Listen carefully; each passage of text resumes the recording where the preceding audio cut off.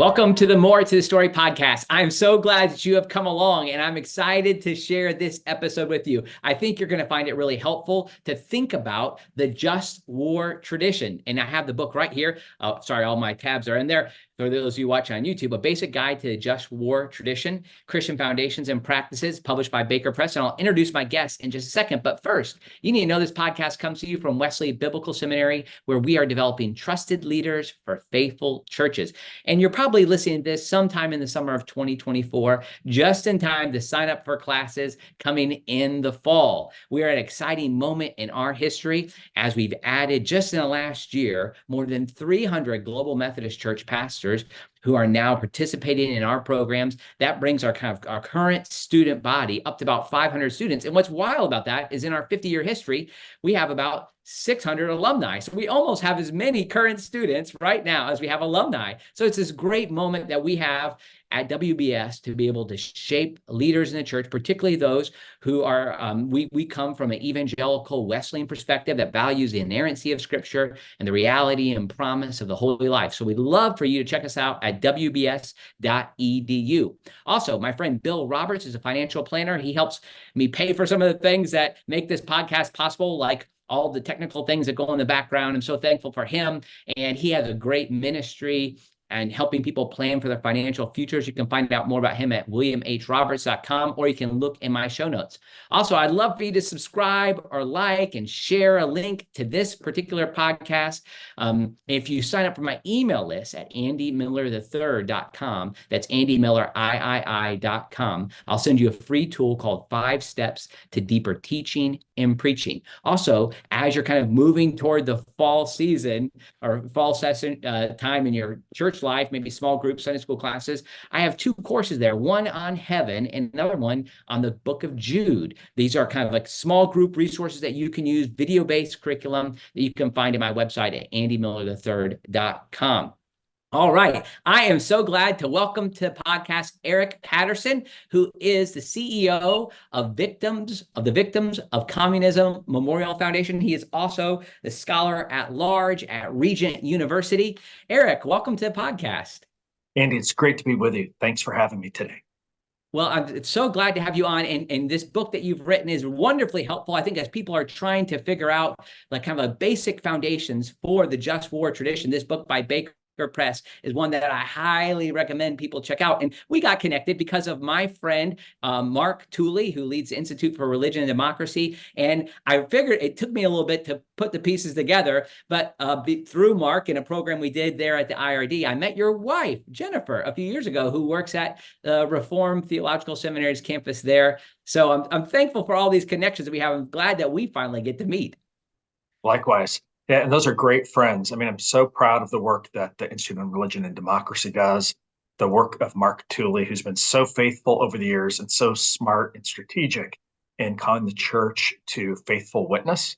And of course, Mark Levicki at IRD's journal, Providence, a journal of Christianity and American foreign policy. I'd highly recommend to your readers. You know, there's just not another place to go for consistent thinking from a Christian perspective, a Christian just war, Christian realist perspective. Yes. That's theologically orthodox on foreign and national security policy. And it's a free website, a free blog, a free set of articles. And of course, thanks for the shout out to my just beautiful and also brilliant wife, Jennifer Patterson, and the Institute for Theology and Public Life at the DC campus of Reformed Theological Seminary. I have tremendous respect for what she and Scott Redd and the faculty are doing there to bring a holistic, biblical, orthodox teaching for seminarians, but also looking for wider impact on the ethical issues of our day. I'm so thankful for that ministry they have there, and that RTS has done that. And I appreciate too you highlighting the orthodox, strategic way that Mark has brought. Both Marks, Mark Levicki and Mark Tooley, this Christian realism perspective to kind of, when I was serving as a pastor for 15 years, I came through seminary in a period where, particularly in the Wesleyan tradition, they were looking for voices who could speak into contemporary life. And for whatever reason, my seminary education, which wasn't at WBS, emphasized voices like Stanley Hauerwas and Will Willimon, and certainly not a just war perspective. Now, there were a couple of folks, like particularly a couple of professors there who really helped me find that foundation. But as I was in Find the Foundation in Just War, it was the two Marks that really helped me get some footing and kind of even almost learn about this tradition. And I'm hopeful that people listening to this podcast will look to your book and those resources as a place to go. Is that something that you've heard on a regular basis, that, people, when they're trying to find something, they end up moving toward these Anabaptistic perspectives?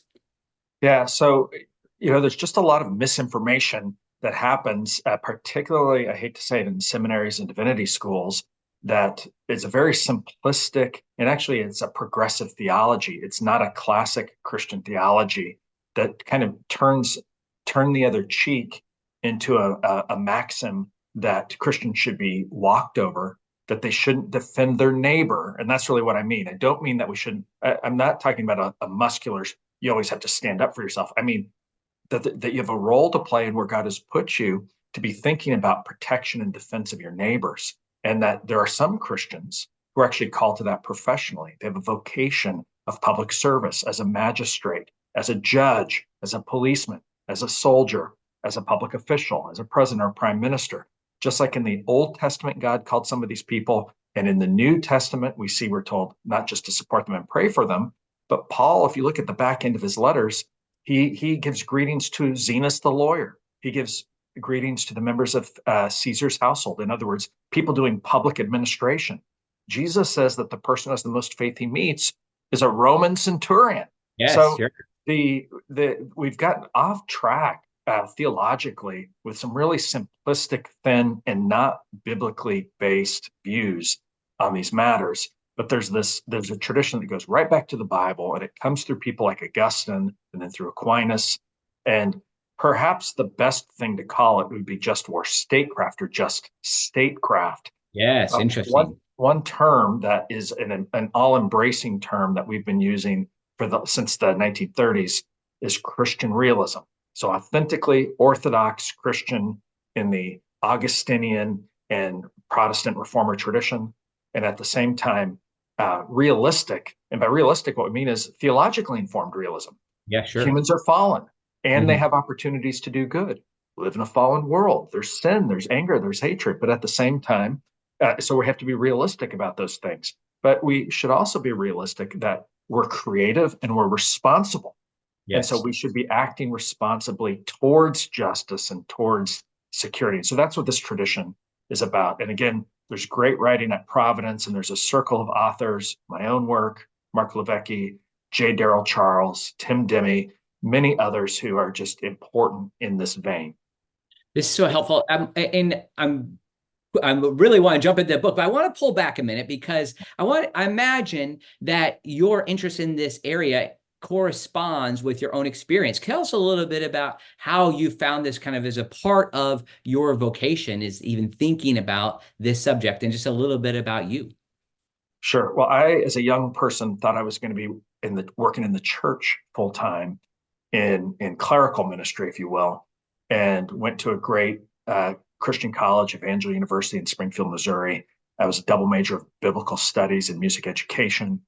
Served in a small, actually Methodist church. My background's Assemblies of God, but as a music guy for 2 years in just a small country church, which was a great learning opportunity.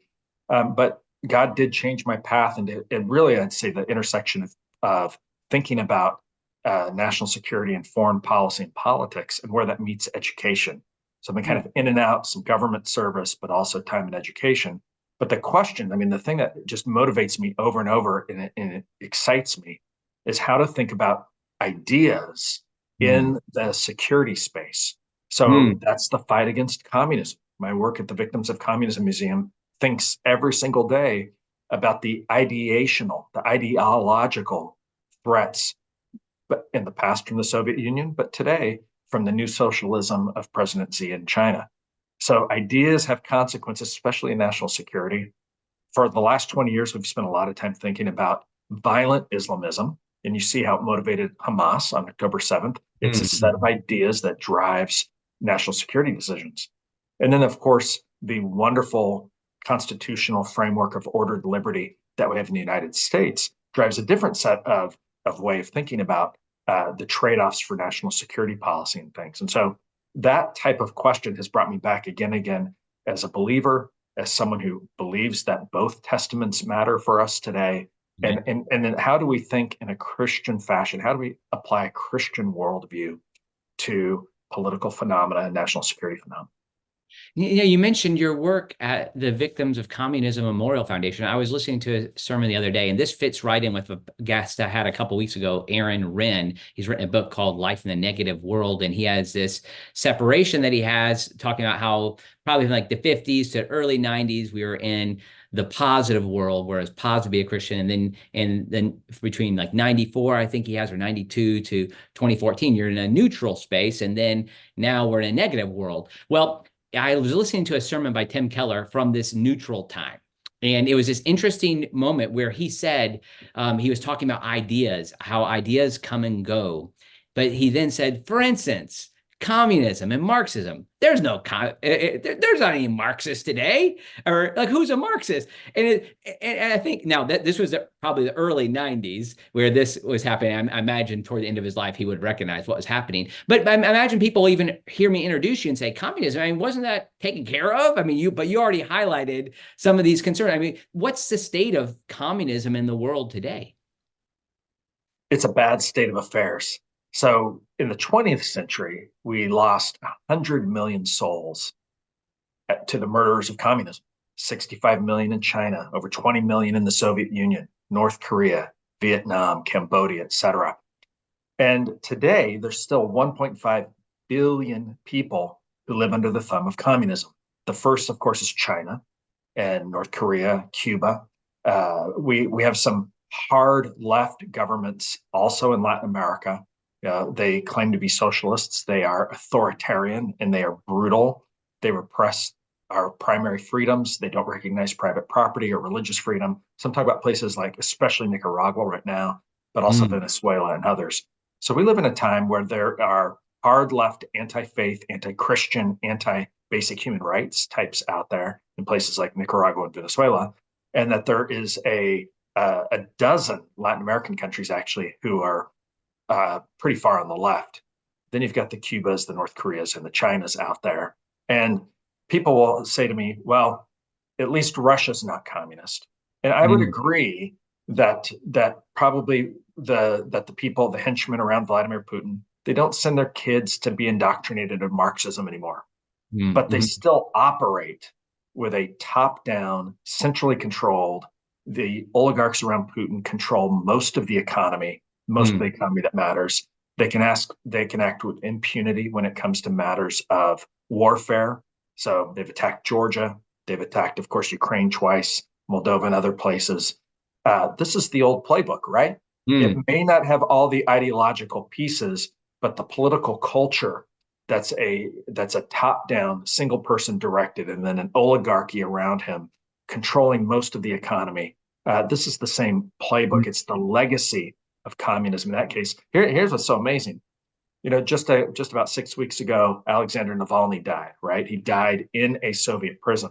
It's the same prison, as I understand, that Natan Sharansky was in back in the 1980s. So there's things that have just not changed. So we live in a time where there's a confrontation that needs to happen between the beautiful ideas that are Judeo-Christian ideas that have found expression in ordered liberty, human dignity, the U.S. Bill of Rights and Declaration of Independence, these ideas as a counter to hard left wokeism in Western societies and the terrible false hope and lies of socialism and communism elsewhere. Do you think it is a possibility that these ideas become even more I mean, certainly it's a possibility, but what's a likelihood of them becoming more present even in our own context in the United States? Well, it's been very worrying recently to watch the protests in May of this year that were anti-Israel. But what was so amazing about those protests was the openness of hard left socialist groups and the passing out, for instance, of propaganda materials about how to organize, how to create chaos, etc. It was Hmm. like a replay of Weather Underground and other terroristic groups from the 1960s. It was the same playbook: cause chaos, import outside actors, uh, uh, threaten people, intimidation, bullying, harassment, no civil discourse, etc., and then violence and threats of violence. So it is a worrying trend in our society. I think we're all, and actually people on the center left and the center right, there's a lot of concern about political violence in our country, but allowing, hundreds and hundreds and hundreds of these agitators to essentially go home for their beach summers, as it's happened with most of them, it's worrying for American law and order. Hmm. Well, I encourage people to check out your website, just simply victimsofcommunism.org for more information on Thanks. what's happening and also to direct our prayers too for these places of the world that don't have the same freedoms that we have. Um, I do want to get to the book. I'm really tempted just to ask you more about the victims of communism, but I thought that the book was so interesting in how you started, and not too many pages in, you quote a longer quote from C.S. Lewis, a 1940 speech. I'm just going to read the last part of that quote, which I think sets the stage for the rest of your book.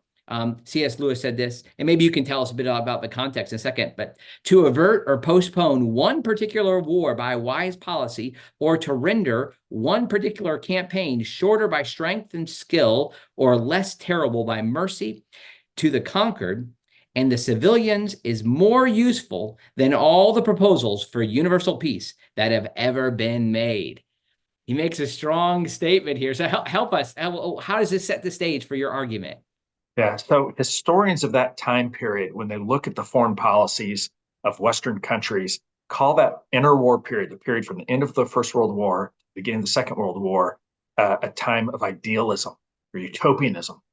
And in contrast, Lewis, like Reinhold Niebuhr and others, is articulating a form of Christian realism here. And let me remind you, World War I was so destructive that at the end of the war, many in the West said that can never happen again. It's the war to end all wars, and we will do anything. And so they put their hopes in outlawing war. The Kellogg-Briand Pact ostensibly made war illegal. So who'll go to war if it's illegal? The Western powers enforced a disarmament pact that they imposed on themselves. But over time, of course, Germany broke it and rearmed. And we could go on, but there was a set of really farcical hopes that good intentions and just thinking, oh, could never happen again, in speeches and op-eds and books about illusory peace would be enough to keep the peace. But of course, that's not what happened with Japan. And that's not what happened with the Nazis. And of course, early in the war, the Soviets were allied with them as well in dismembering Eastern Europe.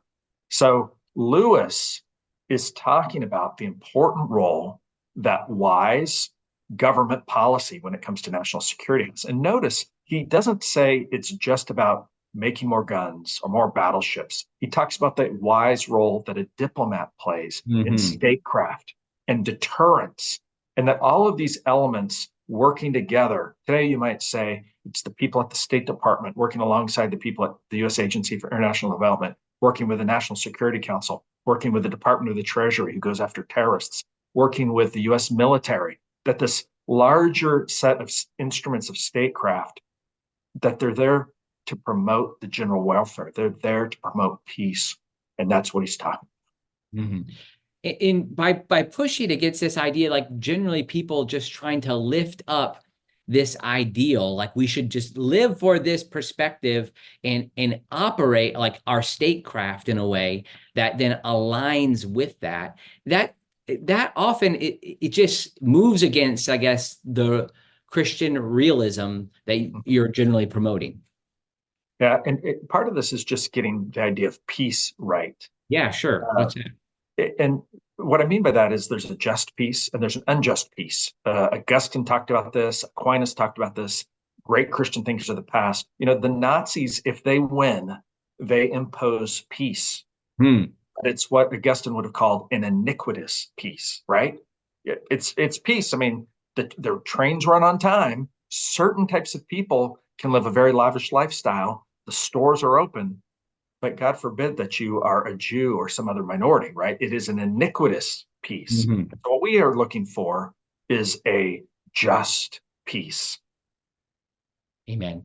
You also go through helpfully the kind of like the basic foundations that we cover here at WBS in our moral theology courses, and Dr. Steve Blakemore is really helpful in pushing some of these ideas here for our students who are listening. If you haven't taken that class yet, make sure to sign up for it. But the basic ideas of use ad bellum and use in bellum bello, could you just outline the differences between those perspectives?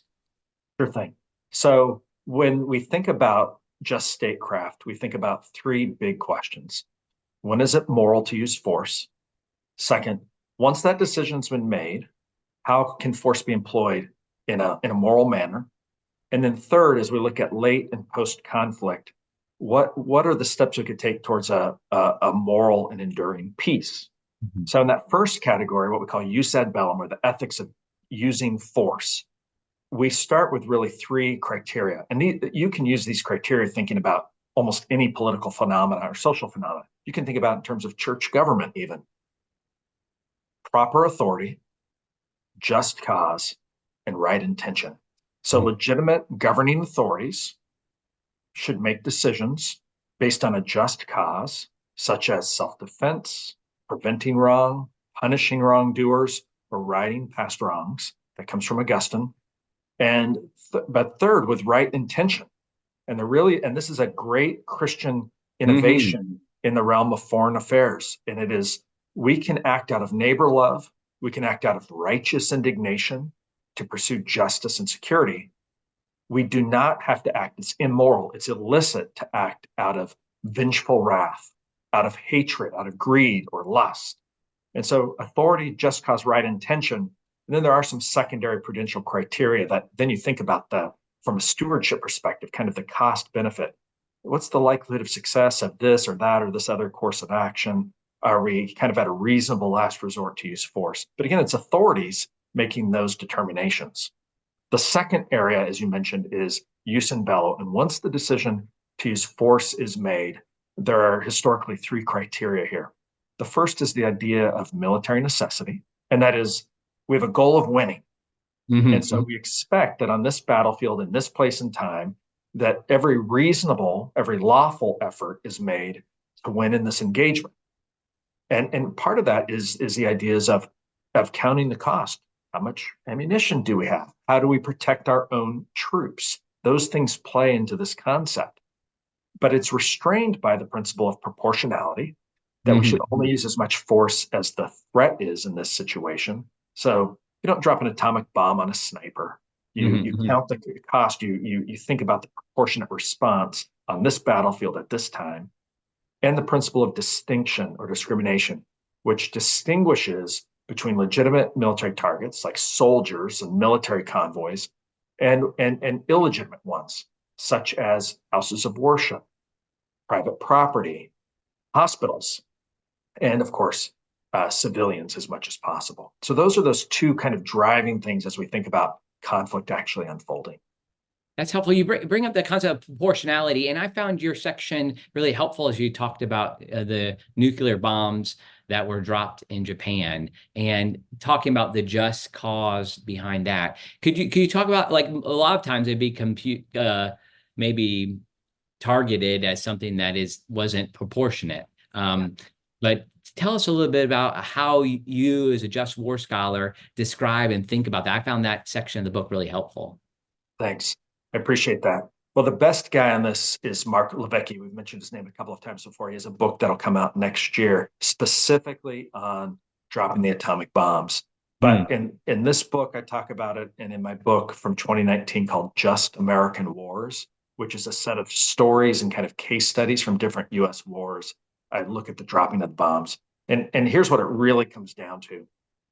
After careful study, the analysis by the US military and senior civilian leadership was that to end the war in the Far East would cost 1 million additional casualties.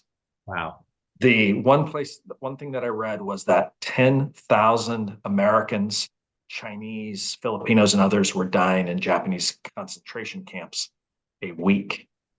Wow. They weren't being thrown into the ovens, as happened with the Nazis. They were largely dying of starvation and being worked to death. And we forget that there were essentially concentration camps, and that literally millions of Chinese, who are our close allies, were dying at the hands of the Japanese during this time. So 1 million more people were going to die going into August of 1945.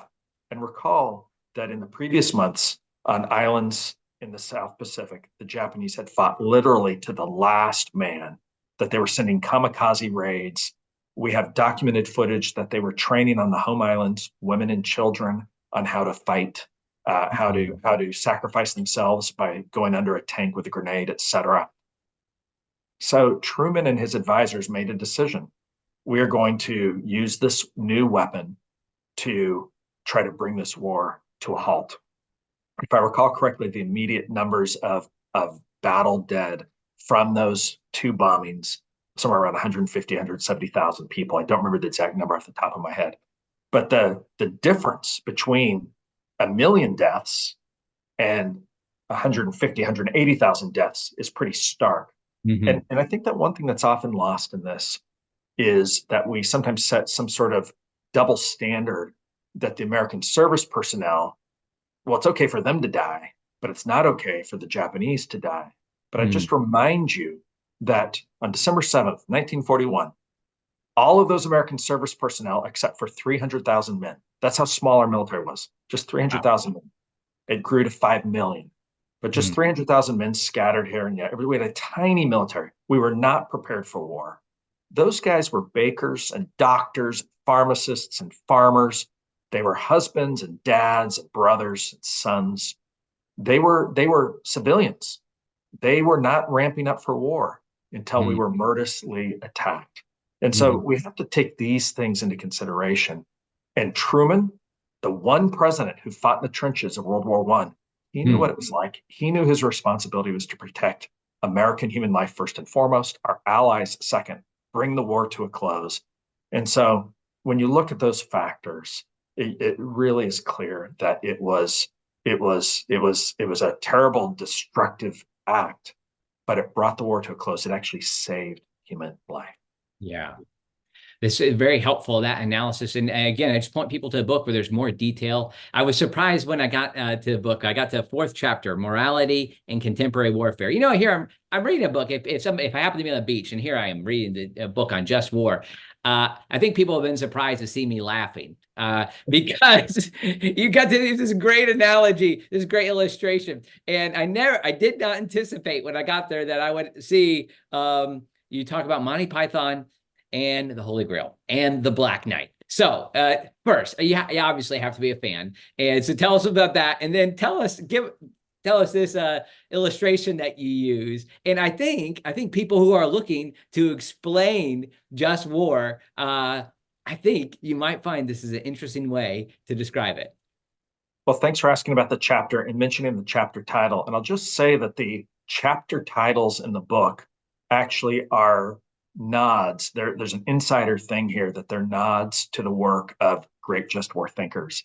Okay. And James Turner Johnson, who's been a very important older generation just war historian, he's kind of the dean of just war thinking, former Rutgers professor. He's been a friend and mentor to many of the people I've just talked about earlier in this podcast. And he has a famous book from 1999 called Morality in Contemporary Warfare. So the chapter Okay. titles are winks at my friends, or nods of respect, maybe it would be a better way to say it. In this case, as so many of us know, this famous scene, it's this pop cultural icon where Arthur, King of the Britons, and Monty Python's The Holy Grail kind of rides up on his phony horse and and sees a Black Knight fighting a Green Knight, and they fight a valiant battle, and the Black Knight wins. And Arthur, again, the king of the realm, then goes up to the Black Knight and addresses him and invites him, because of his valiant feat of arms, to join the Knights of the Round Table. And you may recall the Black Knight doesn't answer. He doesn't move an inch. He just stands there ominously. And Arthur says, "You make me very sad." And then Arthur starts to proceed. And you'll notice that there's a bridge over a chasm So this is a thoroughfare. And the Black Knight famously says, none shall pass, right? It's Mm. almost the voice of Darth Vader, none shall pass. And it causes the two of them to fight. And the question in this is, shouldn't Arthur just turn the other cheek? Shouldn't he just turn around and ride away? And I use this as an example because it's a great example of those principle just war ideas of authority, just cause, right intention. Arthur is king of the Britons. He is not a private citizen. And there is a vigilante or a criminal out there, a brigand, who does not allow the common people to cross this bridge. This person is acting as an authority unto himself. He is Mm. violating the fundamental principle of law and order of the realm. And Arthur, as king, is acting justly by removing this threat, and he's acting with right intentions. He doesn't hate this guy. He's acting on behalf of peace and security. And what's, the part of this that's so funny, everybody knows this, it's merely a flesh wound as Arthur chops off one Right. arm and the other and the legs. But it's actually pretty chilling when you think about it, because that's what Al Qaeda is like. Wow. That's what Hamas is like. That is what the worst perpetrators of terroristic Yeah. violence, when it's motivated by a radical ideology. They're like a rattlesnake head that keeps biting for a while, even after you've severed it from its body. And so there Mm. really is a second lesson there about the virulence, the hateful virulence of some of these types of groups. But it really is a fun analogy, and it really, I think, helps us get the point of Arthur's acting as authority on just cause with right intention. He's not seeking violence. He's not seeking to impose his will. He's not trying to plunder. He's clearing the roads as Mhm. king. Yeah. I wish whenever that moment was where the Holy Spirit inspired you to think of I can just imagine it now. You're sitting down with Jennifer watching the Holy Grail, and like, you know what? I think I'll be able to use this in a book. Oh, Yeah, okay. I think What? it came out of being in a debate where I was the only uh, pro just statecraft guy against 5 or 6 pacifists. I think Okay. it was inspired at the moment. Was it? It came right. Okay. Uh, Interesting. yeah, I mean, uh, preparing for that debate, it came out of that. So it's been a very, very useful teaching tool. Interesting. I'm always interested when in a book that it causes me to change my language. And this was just a short section. I'm sorry, not I just made a note of it. It well, no, it's in the same chapter. So where you talk about the American Revolution, which you're causing me to maybe not use the word revolution going forward. And it might even be, this podcast will probably come out close to July 4th. People might even hear some of the pieces to whether or not the the colonialists were pursuing a just war. Did they have just cause? And even challenge the idea. It's really helpful to me to not even use the word revolution and to think before 1776. So I'd love for you to unfold some of that and some of your thinking about I forget which words I should not, beyond revolution, how we should describe it. Well, thanks, and I'm so glad to talk about this topic because there seems to be confusion in the church, although not in the rest of society, about the Wow. Yeah. justness of 1776. But one of the things that I try to do in the book is to help us get our language right. So there really is a difference between an iniquitous peace and a just peace, right? There's a difference between righteous anger, what we call righteous indignation, and vengeful wrath. So there's different species of anger. There's different ways of thinking about love appropriately. And there's a difference between force, which is restrained and lawful and in the hands of authority, and violence, which is unrestrained, it's intemperate, it seeks to harm, it's not focused on the common good. And so really thinking about these distinctions, what Jean Beth Keilstein calls making right distinctions, helps Hmm. us. And one of these right distinctions is thinking about the American War for Independence. Now, true, some of our founding fathers called it a revolution, although they called it a revolution in ideas, Hmm. right? So typically, and I'm a poli sci guy. So social scientists typically use the term revolution to mean an ideological movement that seizes power.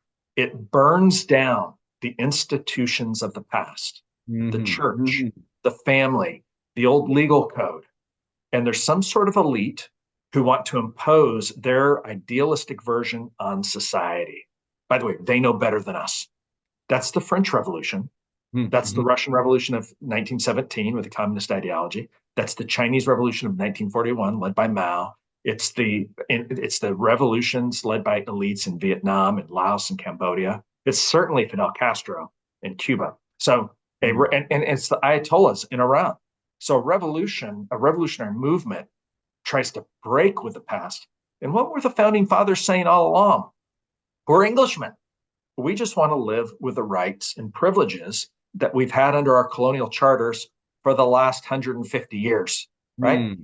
From the Mayflower Compact in 1620, for the next nearly 150 years, there was a social compact where there was a lot of liberty and self-government under the basic framework of the British. That really starts to change for a variety of reasons after the French and Indian War, as the British start to impose, Parliament starts to impose taxes. And for people who really you want to just crystallize this, remember that the battles, what we call the shot heard round the world, the attacks on American citizens at Lexington and Concord happened on April 19th, 1775, not in 1776. And in Virginia, where I live, the royal governor moved troops to take over the arms at Williamsburg at the Royal Armory the next day, April 20th, 1775. So red-coated German, Hessian mercenaries were killing British citizens in America after several years of blockading Boston Harbor, throwing people in jail without trial by jury, et cetera, et cetera, et cetera. And the colonials actually sent a dozen declarations to Congress before the Declaration of Independence, including a very important one called the Declaration of the United Colonies, July 2nd, 1775, a year before the Declaration of Independence. And in that declaration, they list all of these grievances, and then they say, we don't want to fight. Stop attacking us. Please stop. We're not trying to build an empire. We're not trying to start we're not seeking outside allies like the French or the Spanish, although they'll probably come. Our intention is just self-defense. Stop the move towards a calamitous civil war. That's what they called it. Not a new birth of freedom, not an independence movement. Even after they had been attacked for essentially 90 days, and it seemed like the war was accelerating, they were declaring that their intention was to guard and protect their families and their way of life under British law, not to radically tear down the old order and impose a new one. And I got to tell you, if you lived in Boston and young German, non-English speaking troops were quartered in your house with your teenage daughter, you'd probably feel like you had a just cause. Yes, it's so like, yeah, in reading that, I just put it in a different perspective for me. So what was happening, and also just to point back to these actions that had already been taken. Yeah, it's easy for us just to have these soundbite pieces that help us describe this, maybe like just from our basic courses that we have from elementary school. But I really appreciate you kind of setting the stage for that. Now, one other thing, at least I think I have time for at least one other thing. I'd love to hear your distinction between Malcolm X and Martin Luther King Jr. And how you unfold these distinctions in the context of just war. Because one of the things, often, Martin Luther King Jr. is brought to the fore as somebody, of course, with nonviolence, and like, when could nonviolence be appropriate? But when we're thinking of statecraft, I think this is where some of these distinctions come. So I'd love for you to talk about that distinction you make. Yeah, well, what's very interesting is that one point Martin Luther King Jr. says something to the effect of, if you're fighting against the British Empire with its where it says it values democracy and human rights, you can be a Gandhi. But if you're fighting against Hitler and the Nazis, you may have to be a Bonhoeffer. Mm, That's not an exact quote, but that's the sentiment that he makes. And so it's important. People sometimes say, well, can't we do civil disobedience to end the war? And certainly you could do some civil disobedience to try to restrain your own government from illicit activities. But we're not going to deploy Americans to do civil disobedience to stop the Nazis, to stop the Soviets, to stop the Japanese, etc. That's not going to work. Ask the Ukrainians today, after 2 years of aggression by Russia, is a protest march along the battle line, is that going to stop the Russians from burning churches, killing school mm, children, and the like? And the answer is no. But Martin Luther King Jr. is very, very helpful in a lot of ways. Uh, I urge people to read, particularly Letter from a Birmingham Jail. And we're in June right now as we're taping this. As we come up on Juneteenth, I urge yeah. you to read As I Have a Dream speech and read Letter from Birmingham Jail, because he does talk about how a Christian can act against injustice. Mm, And his method of civil disobedience begins with evaluate the facts, present them to public authorities, and then you stop and you purify yourself. They would have prayer meetings. They would go to church, and they would evaluate if they were willing to suffer, and if they were acting out of love of country, love of the common good, love of neighbor, or if they were acting out of hatred and vengeance. And then they went out and did the march, did the rally. And what they were fighting against was just laws unjustly applied. White people can have a parade, black people can't have a march. Or clearly unjust laws like the Jim Crow laws and the violence of lynching and things associated with that. And King, because this was a democratic society, kept putting on the pressure, putting on the pressure. And of course, having TV at that time period to show the graphic images, the American conscience just couldn't stand it anymore. Malcolm mm, X is kind of a representative of a different model, and a model and people beyond him like the Black Panthers, that vengeful violence is mm, okay. In other words, if we're suffering unjustly, then vengeful violence, like the riots in Watts, the riots in Detroit that targeted businesses, that targeted their neighbors, that burned down parts of the city, that type of rage is appropriate. And for Christians and for just statecraft in any manifestation, that type of destructive rage is never appropriate. mm, mhm. Eric, one of the things that people might be wondering now is when we think about what's happening in Ukraine, you've mentioned it a few times. The libertarian approach would say, oh, we don't need to be involved there. This isn't our war. We need to stop funding it. Or maybe the pacifist approach would be something similar, just a lack of engagement, like pull back. What would you say? Like, how could you help Christians think about the situation that we're dealing? I mean, of course, there's other situations that we're in globally, but this may be the one that's most prominent. Yeah, let's talk about both Taiwan and Ukraine. Okay. And so one way of thinking about peace, and there's a famous Latin proverb: "If you want peace, prepare for war." And so there's a deterrent function to having enough strength that an aggressor counts the cost. And certainly in the case of Taiwan, one of the reasons that the Chinese government has not attacked them, although they're saber rattling constantly, but one of the reasons that they haven't is because Taiwan does have some robust defenses. And there's kind of a question of, would the US intervene on behalf of Taiwan? And I would like to think that we would. In the case of Ukraine, Ukraine was actually kept provocatively weak.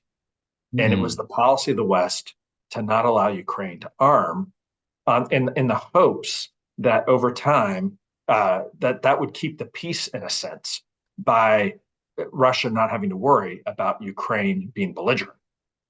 Problem is not whether or not Ukraine would arm itself to attack Russia. That's never been the problem. The problem in Ukraine's case is it's a big flat country for the most part. It's the breadbasket of Europe and Africa. It has other resources, but that as it became more Western and more democratic, and Ukraine's one country that has religious freedom, it has robust denominationalism, it's kind of stumbled, but it's been working towards a better polity and human rights and things. Uh, its model of turning from east to west, that's the threat to a Putin. He doesn't want people outside of his sphere of influence on his borders. Who else might go that route? Belarus might go that route, or others. So what my view is that we should be helping the Ukrainians be able to defend themselves. We wouldn't give them weapons before, so they were very unprepared. It was very hard for them to take self-responsibility and deter. So my own view is, first and foremost, let the country that's been attacked have the tools to defend itself. And then second, a second kind of subsidiary principle is Russia's clearly a strategic threat to us in many, many ways. Keep the fight over there. In other words, it's part of our interest. Russia's not a good faith actor on the global scale. They're a bully. They break the laws. They torture and murder their own people. They torture and murder Christians. So this is a bad regime. And so taking actions that sap it of its strength and that call out its illegitimacy, that's all to the good. That's helpful. Mark? Oh, sorry, I called you Mark. Eric, sorry, I was thinking of the Mark so much. Eric, I always ask a question if there's more to the story. That's the name of my podcast. And I know you've been interviewed a lot, different places, but is there something you could tell us about yourself? Is there more to the story of Eric that maybe you don't get to share very often that might be kind of fun? Well, just saying that, yeah, well, just saying this space, one of the great joys of my life was for over 24 years to serve in the Air National Guard. And to do that, as an Air Force reservist, as a band officer. And so the vast majority of that time was telling the story about the Air Force and the National Guard and getting to do that through music. So patriotic holidays, the 4th of July, Memorial Day, Veterans Day, were all glorious work days for me for over 24 years. It's something that I miss. I'm a musician and I love that. But it was also, honestly, it made me think a lot about where does that robust patriotism stop before becoming, say, idolatry? And C.S. Lewis in The Four Loves talks about rightful patriotism. It's in the book. And I just recommend people thinking about that God put us in a place at a specific time and location. It's perfectly appropriate to love home. We should just never be chauvinistic about it. We can love home and we can be proud of it to a fun militant degree, like the way we feel about our teams at the Olympics. We want to win. Yeah, we're not going to kill. We're not going to kill the Chilean soccer team. We're not going to kill the Swiss volleyball team, right? So it's a love of country that recognizes that the Japanese and the French, they ought to love their country just as much because that's where they've been placed. And so a beautiful, there's a beautiful thing in the Bible at the end of times when all tribes and kindreds and nations come marching in before the King of Kings. And, God did create the beautiful diversity of this world. And so it's perfect. So we should respect the others, the difference, the beautiful contributions that they've made in food, culture, history, politics, whatever it is. And it's perfectly appropriate to have rightful patriotism. And if you want to know where the line's twofold. Have you idolized it over God? We should never do that. We should never make politics or our government or our way of life be something that we worship more than the Lord. It's all subservient to him. And second, is it chauvinistic in a way that degrades the fundamental value, the human dignity of the other? Hyper forms of nationalism go that route. Violent Islamism goes that route. So a rightful patriotism is never idolatrous, and a rightful patriotism is never chauvinistic in a negative way like that. So, what instrument did you play? Do you play? What instrument? Trumpet and a little bit of piano. Okay. Yeah. Okay. Most of my time and some grad work was in conducting, and the chance to work with a group of musicians like that it's a true joy. Which ensembles were you in? I'm a trumpet player myself, and I was a music major in college. So. Oh, awesome. Well, then So I played in brass quintet with the military bands a bit over the years. Of course, concert band and marching band, those types of things. But again, I mostly, as the band commander, conducted the concert band and was responsible kind of for the larger musical direction. And then got to work with incredible professional musicians. We had jazz band leaders who led the jazz band. We had brass quintet leaders who led that group. And just a really wonderful, wonderful opportunity that I'm so thankful for. Yeah, I have a lot of friends who've played in the various ensembles in the DC area, and I love that we still have this as a part of our military tradition. Of course, like the trumpet player's handshake, it's like, "Hi, I'm better than you." So but I won't bring that up. I grew up in the Salvation Army, so for in 15 years I served in the Salvation Army. So I have what happened is the brass band tradition was used because the Salvation Army would play outdoors and it's portable instruments, and so that became a part of the culture of the Salvation Army. So what's happened is we have a lot of great players, and they end up doing it professionally. So my friend Steve Bola, he would write for the for I think the President's Own. I have some. That's right. Played in those ensembles. So Wow. yeah.